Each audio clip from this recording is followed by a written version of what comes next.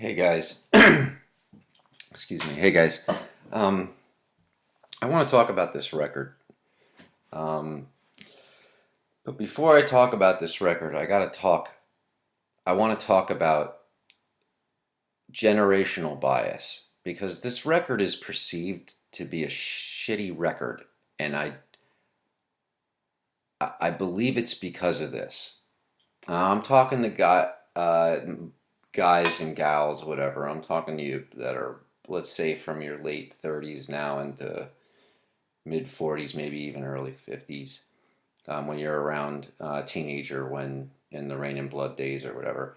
And you know, back then you had three complete albums. I remember most people believe that you have Raining Blood, South of Heaven, and Seasons in the Abyss are the three gems. I go, of course, you got guys that go back to Show No Mercy and Chemical Warfare, which is one of my favorites, and Hell Awaits, which has my favorite Slayer material on it.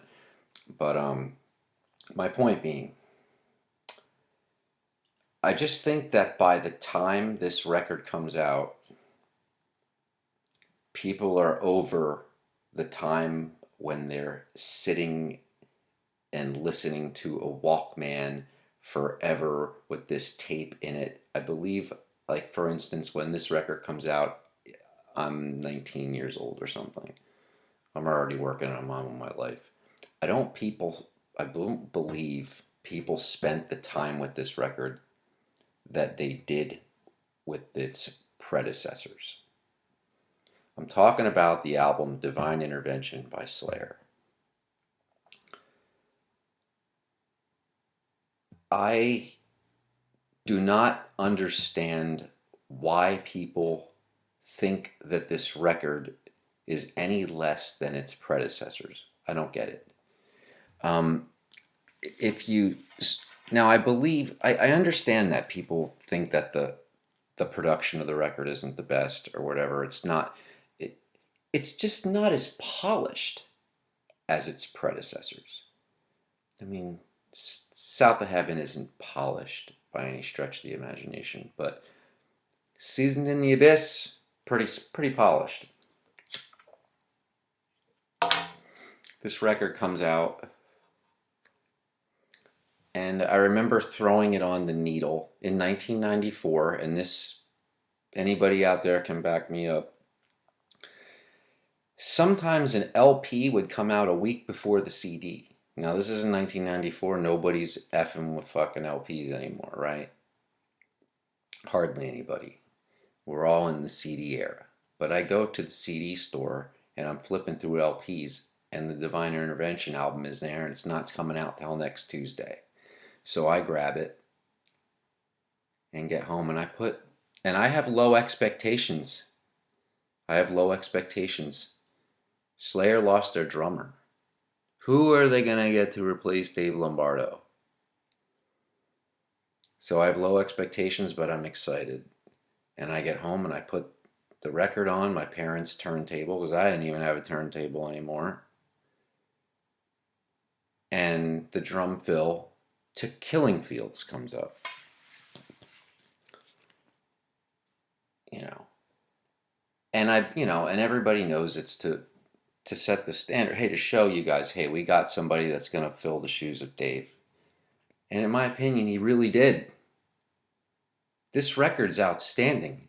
I think all of you are fucking nuts. I can't for the life of me understand why the hell all the material on here, Killing Fields, Sex Murder Art. Now, Killing Fields comes out and it's got some odd time signature in it, and I get people don't gravitate to that quite easily, especially back then. But listen to the rest of the song.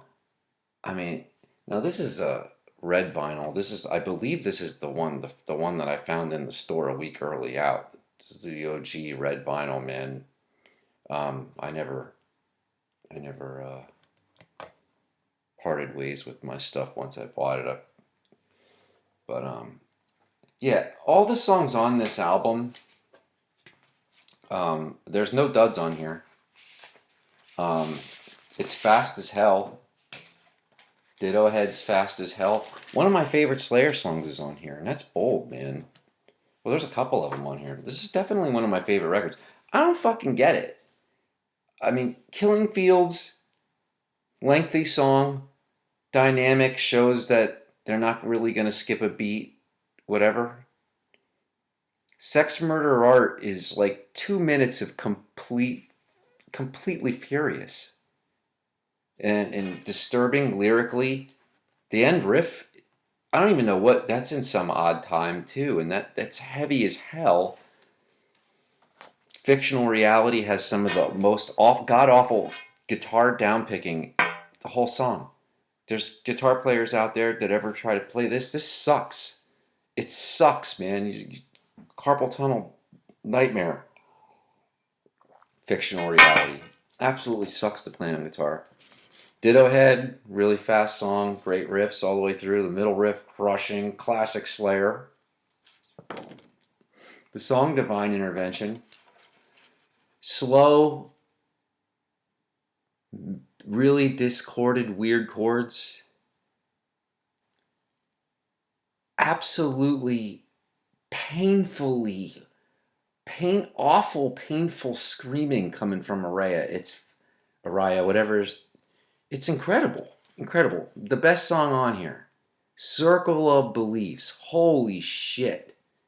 Absolutely incredible. Like, played with such like a sense of urgency, unbelievable. The guitar solos are, trading back and forth, just like classic stuff, man. And the great part about it is it is a little rough around the edges, the production. The guitars are a little beatier. The drums aren't overproduced.